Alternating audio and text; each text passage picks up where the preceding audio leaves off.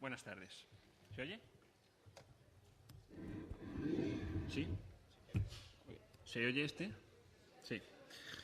Bueno, pues buenas tardes. Mientras os vais incorporando, tengo que decir que cuando me pidieron que presentara la agenda latinoamericana y mundial ya del 2017 en torno a esta, ecología integral, reconvertirlo todo, pues aproveché el verano antes para leerla de cabo a rabo y entonces cuando me dijeron de volverla a presentar, pues la volví a releer para volverme a quedar maravillado ante este pequeño librito que, aparte de ser una agenda que sirve para apuntar las cosas, eso, que ya casi nadie hacemos porque estamos todos muy digitalizados y digitalizadas, pero bueno, también tiene su encanto llevar una agenda de papel en el bolso o utilizarla en la mesa normal, como hacíamos antes. Aparte de eso, es un compendio de reflexiones, de datos, de aportaciones, de materiales didácticos y pedagógicos y muchas otras cosas que colocar en nuestra mochila de caminantes que se supone que somos habitados y habitadas por una espiritualidad inquieta que nos lleva a plantearnos constantemente el sentido de nuestro caminar y a reorientar nuestro camino, porque a veces es posible que andemos un poco perdidos. La agenda está coordinada y dirigida por José María Vigil, que ya está trabajando en la edición del 2018. Nadie puede dudar de que es un adelantado a su tiempo. Se pasa todo el año buceando por las aguas del conocimiento y de la espiritualidad para recoger todo ese material que luego esquematiza y selecciona, habla con unos y con otras, investiga, aprende, trabaja, reaprende, recuerda, inventa, estudia, actualiza y ¡voilà! Aquí llega la agenda latinoamericana todos los años. Surge la magia, surge nuestra mágica agenda que en España distribuimos los comités Oscar Romero y en el resto del mundo, porque no es algo que se haga solamente en España, sino en el resto del mundo, pues la editan otras gentes inquietas, como vosotros, como vosotras. Y todo ello bajo la borrosa, pero clarividante mirada de nuestro no menos querido Pedro Casaldáliga. La agenda escoge cada año una excusa para seguir manteniendo activa nuestra esperanza y viva nuestra solidaridad. Agenda significa lo que hay que hacer. Hoy más que nunca lo que hay que hacer es preocuparse y ocuparse del gran problema de este planeta, del que formamos parte, la ecología. En ella podréis encontrar multitud de artículos al respecto, que pueden inducir a la reflexión y a la acción. Hace múltiples referencias, entre otras cosas, a la Laudato Si. Nos invita a ir de la mano de la ciencia, a escucharla desde el interior de nuestros corazones creyentes, o no, a forjar alianzas entre nuestra inteligencia espiritual y nuestros compromisos sociales o políticos para trabajar por la vida, frente a los que desde posturas mentirosas, fundamentalistas, negadoras de la realidad del cambio climático, avalado por casi el 100% de la comunidad científica, defienden los intereses de las grandes corporaciones que solo trabajan por esquilmar la tierra, convirtiéndolo todo en beneficio para unos pocos a costa de la muerte del planeta del que formamos parte. Ecología, que viene a significar cuidado de la casa común, casa mal con economía, que viene a significar normas de la casa común, porque las actuales normas benefician escandalosamente a los obscenamente ricos. Las normas de la economía necesitan una vuelta, necesitan ser cambiadas urgentemente y los poderosos no lo van a hacer graciosamente. Por ello, os invitamos a leer, a estudiar, a debatir y a dialogar sobre los artículos de esta agenda. Seguro que de ellos salen compromisos concretos. Podéis encontrar una introducción de Pedro Casaldáliga para pasar a un extenso itinerario de ideas con las que acompañar a las personas, grupos y comunidades que quieran confrontarse con este nuevo paradigma de la ecología integral, de cara a adquirir la nueva forma de pensar y sentir que tenemos y que necesitamos para convivir fraternalmente con el planeta Tierra y tratar de revertir, o al menos frenar, el cambio climático destructivo que ya ha comenzado. Por mencionar algo más de su contenido, en el índice de la agenda encontraréis, por ejemplo, a Naomi Klein, de la que, por cierto, os recomiendo su último libro, Esto lo cambia todo, el capitalismo contra el clima. Ella, activista mundialmente reconocida, estudiosa propositiva frente a la globalización y el capitalismo del desastre, judía, laica, mujer, fue llamada por el Vaticano para comentar la encíclica Laudato Si. Por cierto, no dejéis de leerla, estudiarla y difundirla, porque para transformar el mundo hay que estar al día y hay que trabajar con el cerebro y con el corazón. Pues Naomi no pudo menos que sorprenderse ante la valentía de ese documento, de esta encíclica, por el que se sintió tocada por ella, por su coraje y por su sentido común. Y como también sabéis, la agenda se compone de 3 apartados, relativos al ver, juzgar y actuar, al margen del monográfico inicial en torno a la ecología integral. Y además este año hay una novedad importante en esta agenda. La Agenda Latinoamericana y Mundial regala este año 4 libros digitales que os podéis descargar y consultar a través de las direcciones incorporadas en la misma. 4 libros asequibles de ciencia que nos pueden ayudar en nuestra labor de investigación y transformación global e individual.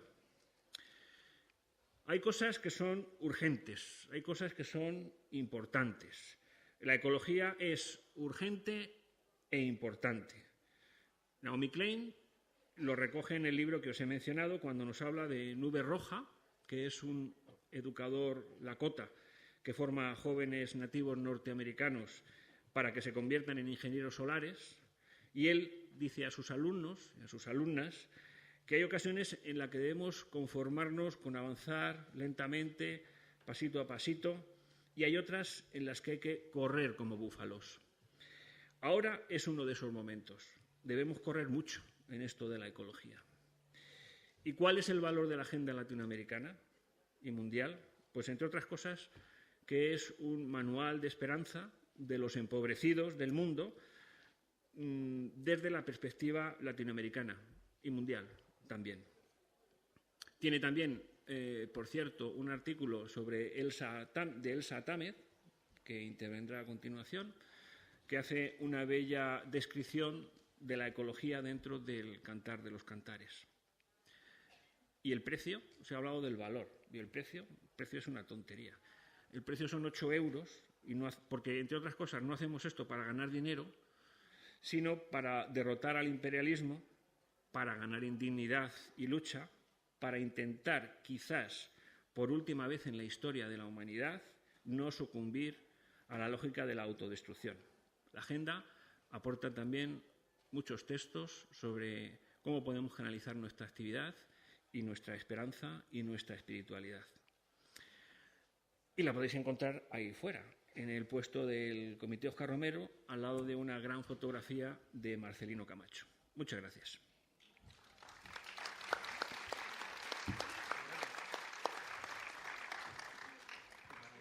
Cumplido, ¿no?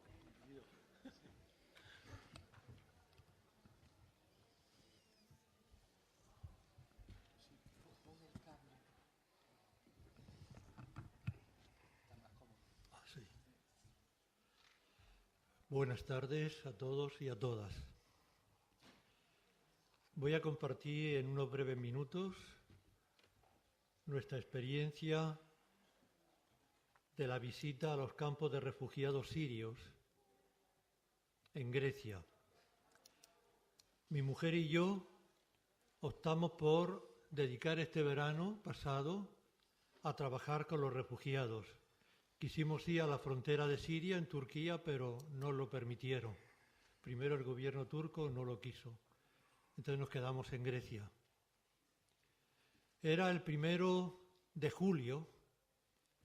Íbamos caminando, mi mujer y yo, visitando familias en el campo de refugiados de Cásicas, cerca de Ioannina, y cerca también de la frontera con Albania.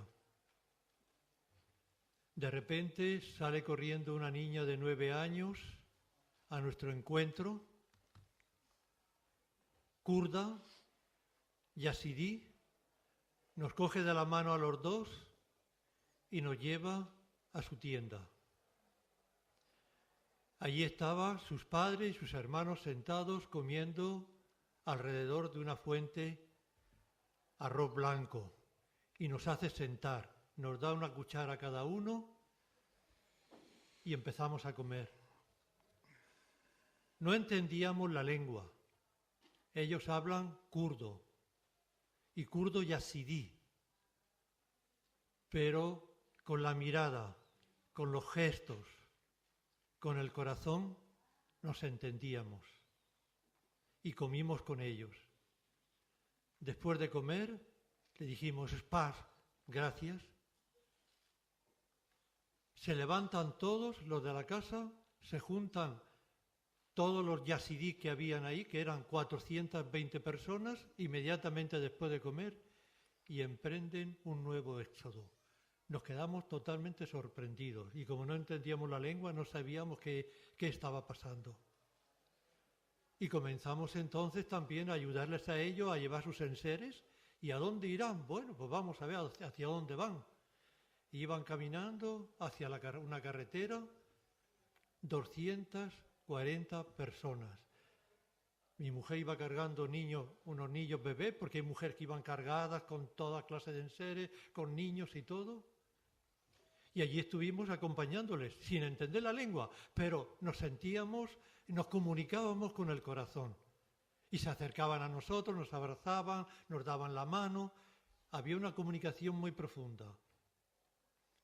Y después de 4 horas llegaron 6 autobuses enviados por el gobierno de Grecia. Los subieron todos al autobús y se los llevaron a un campo de refugiados nuevo, a un albergue a unos 20 kilómetros a las afueras de la ciudad de Ioannina. Y allí los acompañamos. Y es que los yazidí son kurdos que no se entienden bien con los árabes. Y entonces decidieron salir y formar un campamento aparte y, si es posible, unirse a otros campamentos. Nos motivó ir allá, eso es lo principal, la solidaridad con la humanidad sufriente. Y en estos momentos los refugiados son realmente una humanidad sufriente, hiriente. Y luego, por supuesto, desde el punto de vista evangélico, el reconocer la presencia de Jesús en los sin techo, en los desplazados, en los perseguidos, en los que no tienen nada, absolutamente nada. El trabajo que nosotros hacíamos allí era muy diverso. Mi mujer se dedicó casi todo el tiempo a descargar camiones, perdió 10 kilos, ya era delgadita, a descargar camiones y clasificar los camiones que llegaban de la solidaridad de España, de Bélgica, de Alemania, de Suiza, etcétera, y ordenar lo que había dentro de las cajas, alimentos, medicamentos, ropa, clasificarla por edades, y eso después se lleva al centro de acopio, al campo de refugiados, y se va repartiendo a la gente. ¿Cómo está la gente? La gente está como apaleada. Los sirios casi todos tienen carrera universitaria. Había médicos, ingenieros, abogados, pero están ahora sin nada, absolutamente sin nada. Le destruyeron sus casas, perdieron familias por los bombardeos o por el Daesh. El Daesh es las siglas en árabe de lo que nosotros llamamos el Estado Islámico.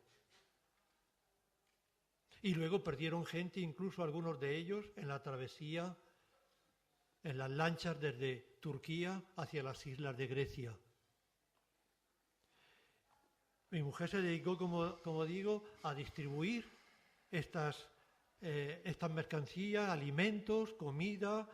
Pero el trabajo de los voluntarios en los campos no se limita solamente a la asistencia. Hay otras tareas tan importantes como la comida o la distribución de ropa y medicamentos. Se trata de escuchar. Se trata de apretar las manos, de abrazar a la gente. Se trata de decir, no estáis solos, estamos con vosotros, aunque no entendamos la lengua de ellos. Mira, puedo decir, yo me pasé más de una hora en una tienda de campaña con un kurdo, él hablando en kurdo y yo hablando en español, y nos entendíamos, la verdad. Nos entendíamos. Sacó la mujer, sacó café, nos tomamos, él me hablaba en kurdo, con gestos, y estuvimos, tanto él como yo, estuvimos a gustísimo ahí acompañándonos. Y después empezó a tocar una guitarra kurda y cuando iba tocando empezó a llorar. Yo le abracé, me entregó la guitarra y así nos comunicábamos. Y ahí descubrí que hay un lenguaje mucho más grande que la lengua, que el idioma gramatical, y es la lengua del corazón. La lengua del corazón, y sobre todo gente que se siente sola, abatida, que se siente dolida, sin esperanza, sin futuro. Unos huyen del Estado Islámico, otros huyen de los bombardeos del gobierno, o de los bombardeos de Rusia, o de Estados Unidos, o de Israel. Otros huyen porque entre la misma comunidad está dividida. Unos están a favor del gobierno y otros están con la oposición.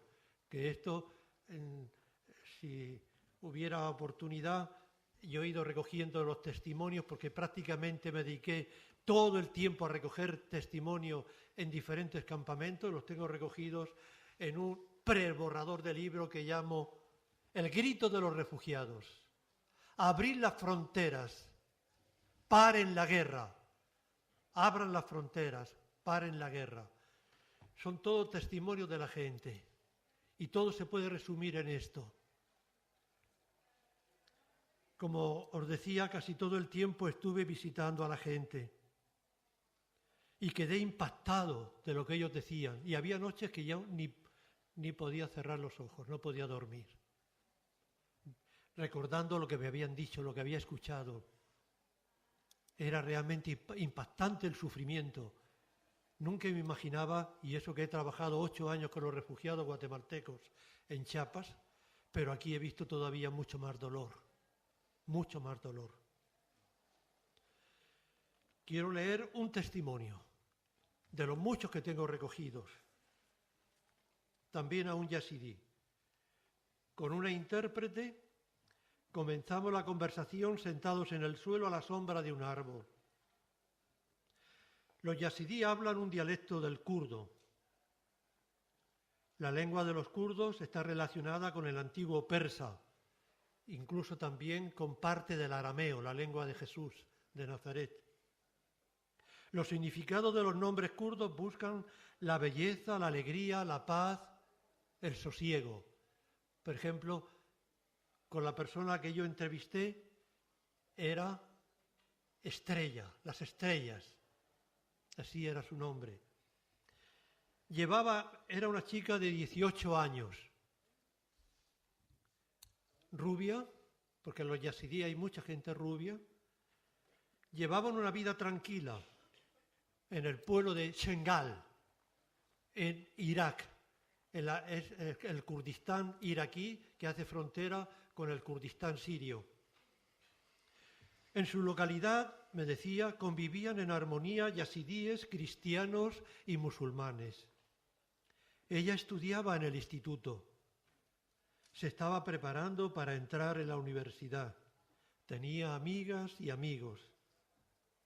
Pero en julio del 2014 estalló el horror.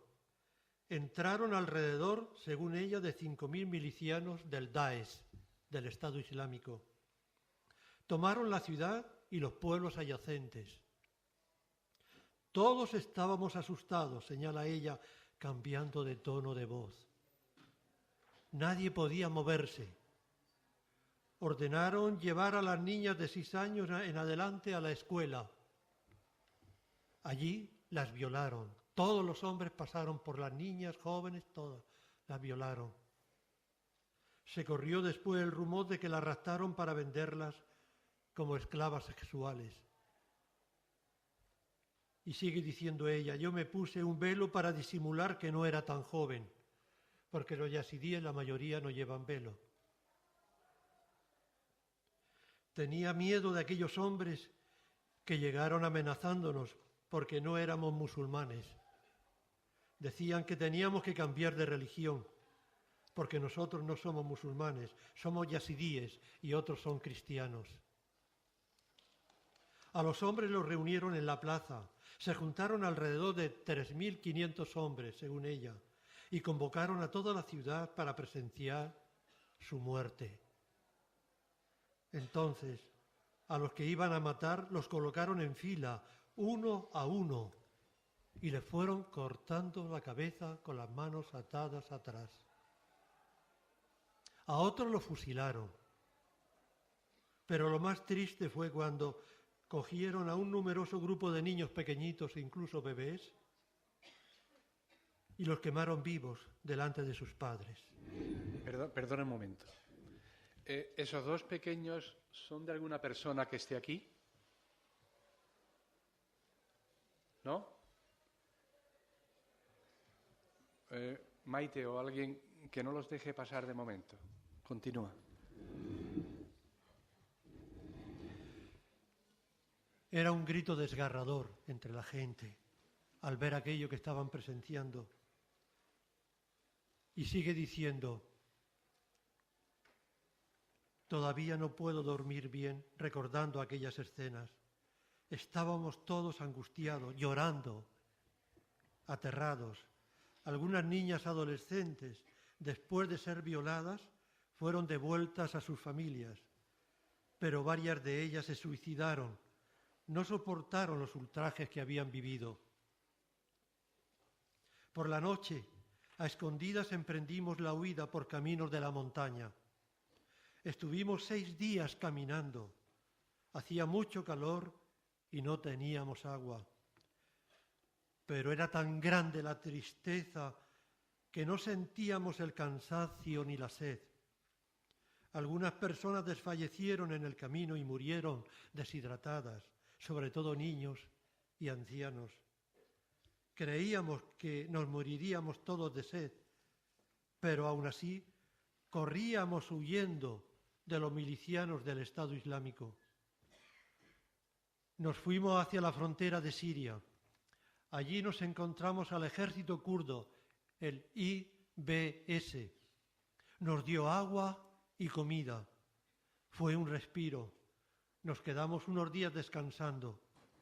Algunos de nuestros jóvenes se alistaron con los combatientes kurdos y fueron a luchar contra el Estado Islámico, y supimos que recuperaron el pueblo de Ayuray, que está localizado solo a unos kilómetros de la frontera entre Siria e Irak, considerado de gran importancia estratégica. También vino en nuestra ayuda el ejército kurdo de Turquía, el PKK, y entraron en combate contra el Estado Islámico y liberaron el pueblo de Midia. Bueno, y así podía seguir, no me quiero alargar, pero son testimonios verdaderamente escalofriantes. Escalofriantes, tanto sufrimiento, y sobre todo después, cruzar Turquía, entrar a Turquía, la policía turca los detiene, los mete en la cárcel, algunos de ellos torturados, los dejan libres y tienen que ir caminando varias semanas hacia la costa y allí a agarrar una lancha, un barco hinchable, pagando 1.800 euros por persona, porque salieron, lo único que pudieron sacar de sus casas fue un poquito de comida y el dinero que tenían. Y todo eso para los traficantes. Y así pudieron llegar a las islas de Grecia, a Lesbos o a Quíos, que son las 2 islas que fueron recogiendo a estos inmigrantes, a estos refugiados. Pero ahora se encuentran en Grecia con las fronteras de Europa cerradas. Solamente en Grecia hay alrededor de 60.000, entre 55 y 60.000 refugiados sirios, tanto kurdos como árabes, esperando pasar las fronteras, pero Grecia les cierra las puertas. Es por eso que un refugiado hizo un dibujo donde aparece el cuchillo del Estado Islámico la gente y la Unión Europea parando, alto, y se encuentran entre la espada y la pared, entre la espada del Estado Islámico y la pared de la Unión Europea. Y esto es lo que estamos escuchando estos días en este Congreso, ¿no? Que es necesario hacernos eco del grito de los refugiados. Abran las fronteras, paren la guerra. Este es el grito.